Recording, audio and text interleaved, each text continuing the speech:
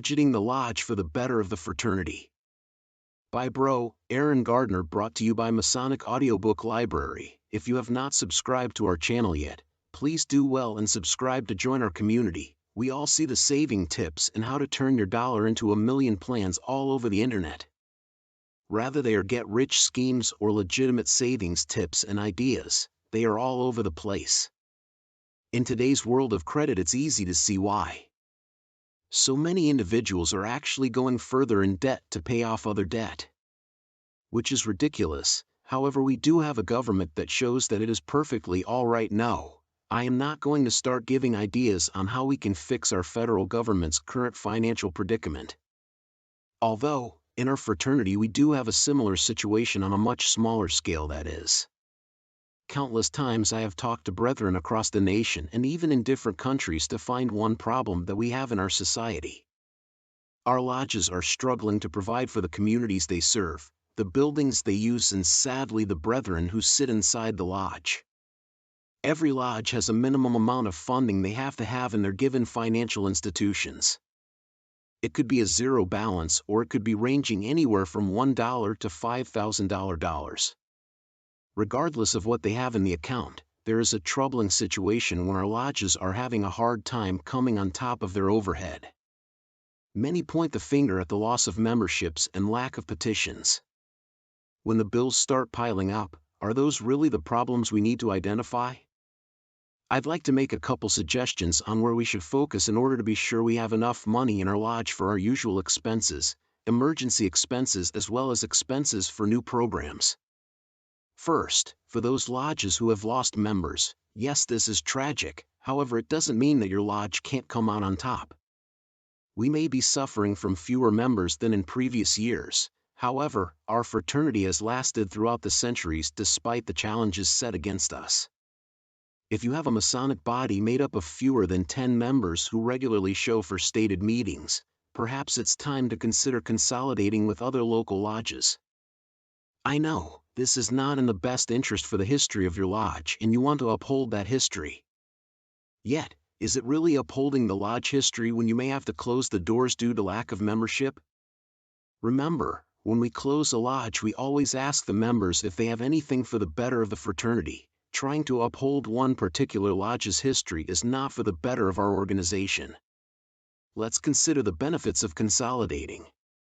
Bills would be shared amongst a different lodge. We can always learn from other lodges' experiences. We can be a part of history and create a newer lodge in the community and create fresh ideas out of the rubble of 2 or more closed lodges. The phoenix of your community. A larger community to reach out to and possibly receives more petitions. With a larger body, the sometimes lacking ritual can be restored without more than one person sharing roles. These are just a few benefits that our local lodges would experience. There are a lot more, and together we can contemplate these. I just suggest our WMs and PMs and officers alike consider these when sitting at the trestle board trying to save their lodge. For those lodges that are not lacking in membership, but are still having a hard time paying the bills, let me ask you a simple question. What is your lodge's primary means of income? If you answer with your members' dues, are they high enough? If they are low enough for a member to pay out of pocket change, perhaps you should increase them. I have talked to brethren across the country about their dues, and they all seem to agree about a month's worth of pay should be average for the year. Now, of course, this all is depending on your location and the average income for a household in your community. It is up to your lodge to find a medium with your members on what their membership is worth to them. If your members are already paying a considerable amount for their dues, perhaps it is time to look at your expenses. If you have a large enough body of members and they are paying a substantial amount for dues, where's your lodge's money going?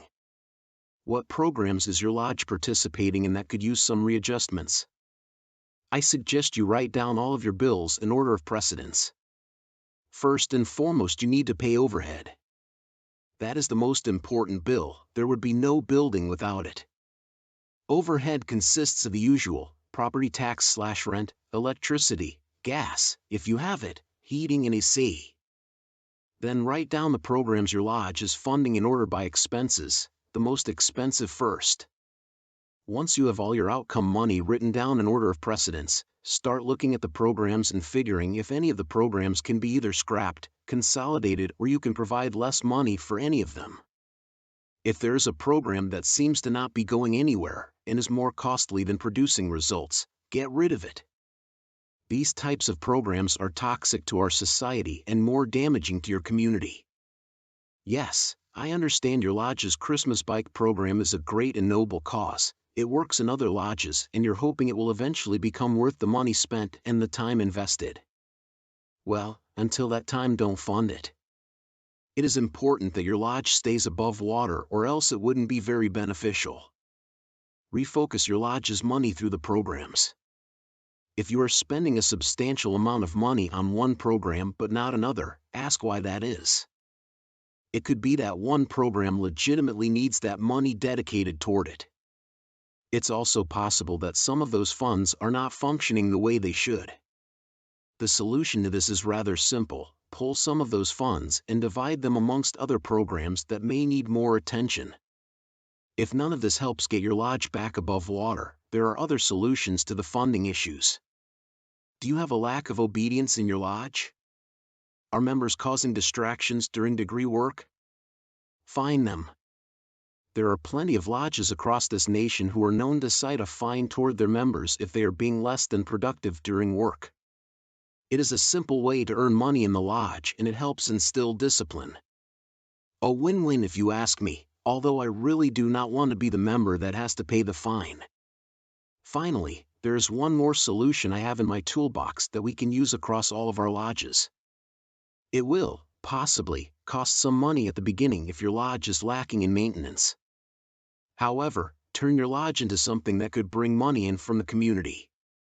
When I was raised in the very lodge that accepted my family and friends into their fellowship hall for my graduation/going away party when I was 18 years old and heading off for the Army. Flushing Lodge number 223 rents out their fellowship hall to members of the community for a decent price.